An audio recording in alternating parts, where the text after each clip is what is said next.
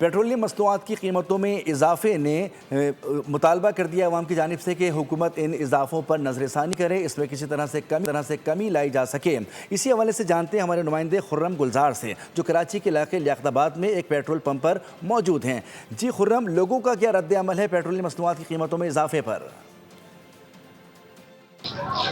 जी बिल्कुल, हुकूमत ने मशरिक़ वस्ता में जंगी सूरत हाल के बाद आलमी मार्केट में पेट्रोलियम मसनूआत की कीमतों में इजाफे के बाद पाकिस्तान में 55 रुपये फी लीटर पेट्रोल की कीमतों में इजाफा कर दिया है, जिसके बाद अब पेट्रोल की जो पहले कीमत थी वो 267 रुपये आशारिया थी। इसी तरह अब जो बताया जा रहा है कि 55 रुपये इजाफा कर दिया गया है। अचानक से ये खबर मंजर-ए-आम पे आने के बाद इस्लामाबाद में प्रेस कॉन्फ्रेंस हुई, जिसके बाद हम ये देख रहे हैं कि शहर भर के जो पेट्रोल पंप है वहाँ पर लोगों की बड़ी तादाद पेट्रोल डलवाने के लिए पहुँच चुकी है। आप देख सकते हैं कि कितनी बड़ी तादाद में लोग यहाँ पर मौजूद है, जो कि पेट्रोल लेने के लिए आए हुए हैं, लाइन में लगे हैं कि उनको पेट्रोल मिल जाए, ताकि जो 55 रुपये पेट्रोल महंगा किया गया है उसमें उनको सहूलत मिल सके। साहब हमारे मौजूद है, आप पेट्रोल लेने के लिए क्या कहते हैं आप?